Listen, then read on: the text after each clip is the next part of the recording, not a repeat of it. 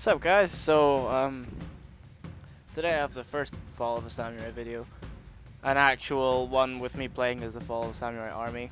Because, for the past couple of commentaries I've had just my normal Shogun 2 army.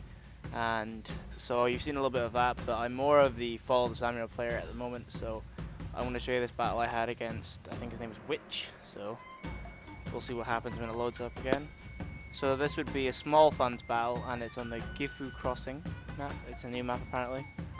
And so I start on the bottom side, and it seems like we have the same amount of tree sides. Like the map seems pretty balanced, and we'll have a look at a bit of the key buildings in a second. So yeah, so let's hope when this loads up, we'll have a quick look at the army, see how it goes, see how the replay went, and I will show you the tactic I used. So if I pause it here.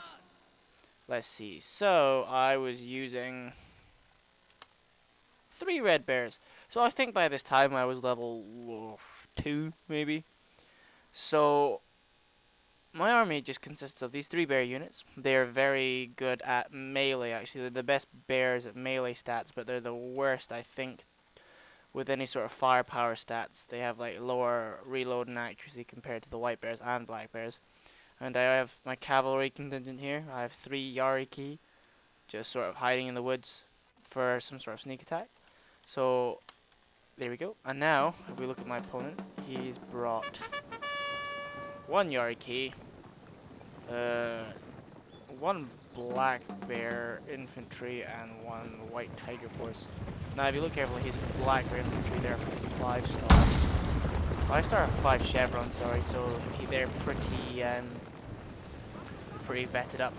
And he's got his general here, it's also 4-star, but you see here he's got some parrot guns, so he's gonna be raining sort of his firepower upon my men, so I really need to take over this map quickly and find a way to destroy him. But as far as I can see, I can only see 1 cavalry unit, and I think that's just to protect his parrot guns, but he's completely left them here. Look, there's like a giant open ridge here which I can come around. So if we look carefully, he's sort of firing. He's firing his men. He's firing his parrot guns on my guys. And I'm trying to capture this key building here. It's the sword dojo. And there's only 2. There's the sword dojo and the archery dojo. And now I really think he needed to capture this, because if he captured this, he would have a big advantage over firepower. Because I only have 3 red bears. 1 that's taking losses. So what he needs to do for this match is to maximize his kills by, for 1, taking this archery dojo, and then taking out my men 1 by 1 with his parrot guns. Now, what I've done to sort of make his plan a little bit more useless was to take my men into the woods, because cannons will just hit off the woods, so it will provide much more cover for my troops if I just leave them in the woods, as well as if he starts shooting his troops into my men, I'll be able to protect them through the wooden cover. And you see this has almost been captured, so I'll move up my other red bear infantry to sort of cover these guys. Now, I need to take out these parrot guns. If I can take out these parrot guns, I've taken a big advantage out of his plan. So he knows that he's going to win a cavalry charge 1-on-1, but I'm pretty sure if I took 3 cavalry against his 4 vet one, they would just get swamped. There's only 20 units. I've got 60 altogether out of my 3. So I'm running them across, and I know that he can't really protect this unit. If he's only got 1 cavalry, unless he's hidden them here. And I was worried about that, so I was sort of moving my troops around this ridge to see if he hid any more troops, because if he was clever enough, he would have taken more cavalry and hidden it here, or some sort of spear levy troop to try and protect his parrot guns. But he didn't, so now that I've captured this sword dojo, I'm going to move up here. Really, the sword dojo was pretty much useless. It increased melee general is under attack. So it'll help my cavalry a tiny bit, but my cavalry aren't the main force. So as you can see here, I split up my 2 cavalry. I have 1 hidden here, and then, so basically what I think I'm trying to do, yeah, I'm trying to stop him from getting a big charge on 1 of my units. See how I flanked him now?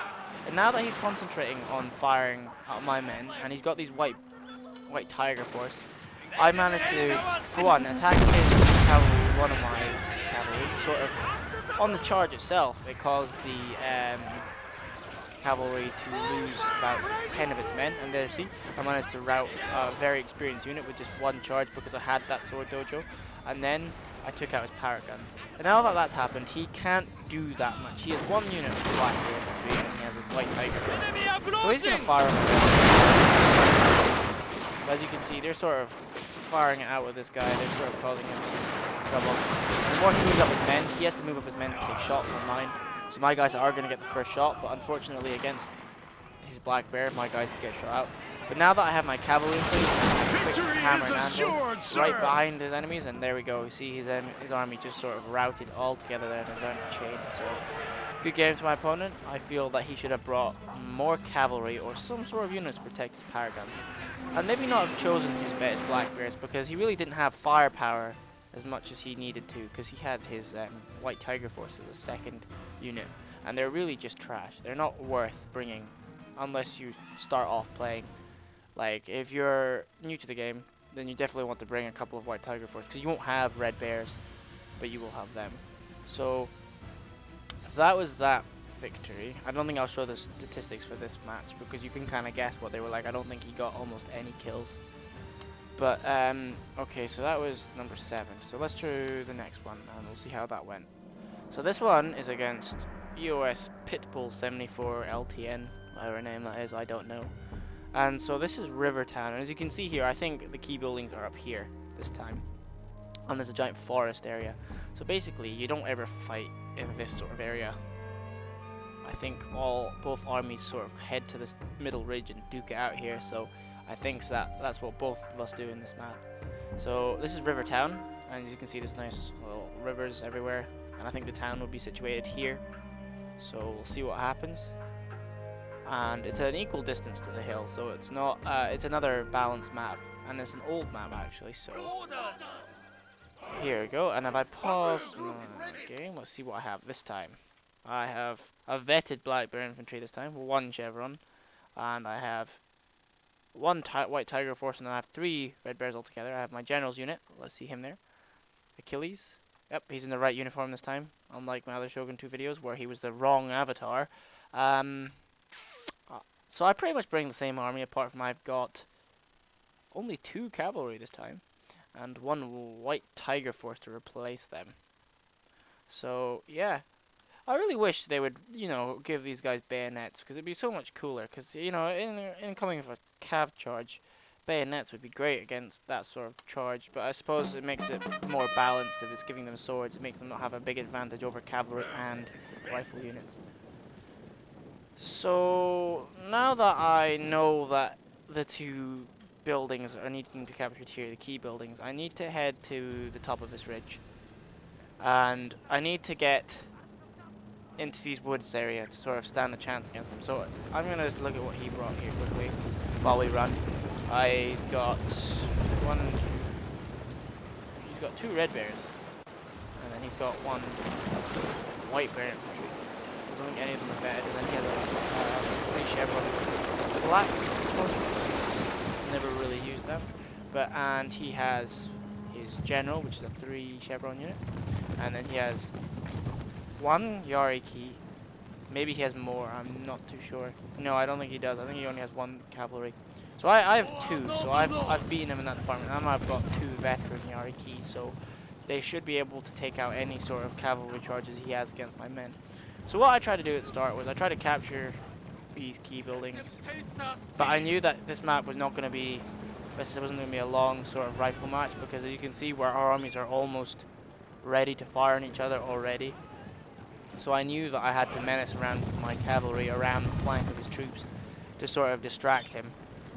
And as you can see, he's already pulled away his white bears, his best rifle unit in the actual army itself, to come and fight just my cavalry, which is a smart move on my opponent, because if he can, you know, if he can shoot across it to my cavalry, he will rout them instantly. Same with his general. You should, if you're ever in a one-on-one cav fight and you know you might lose, you might as well bring your general to them, because the general could rout them, generally because he inspires fear in his enemy.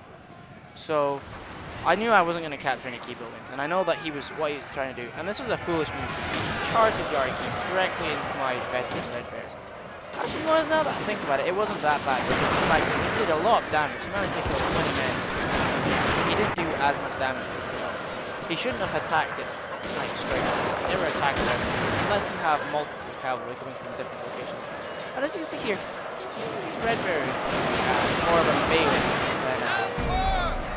then a shooter unit. But what he's trying to do is he's trying to use his black quarters force as a sort of shooting unit to sort of rain down fire. But what he didn't realize is that when you do that, he's going to be firing his own rifle on his units as well as mine. So he's killing his own units as well. So I'm wrapping my red bear infantry around him.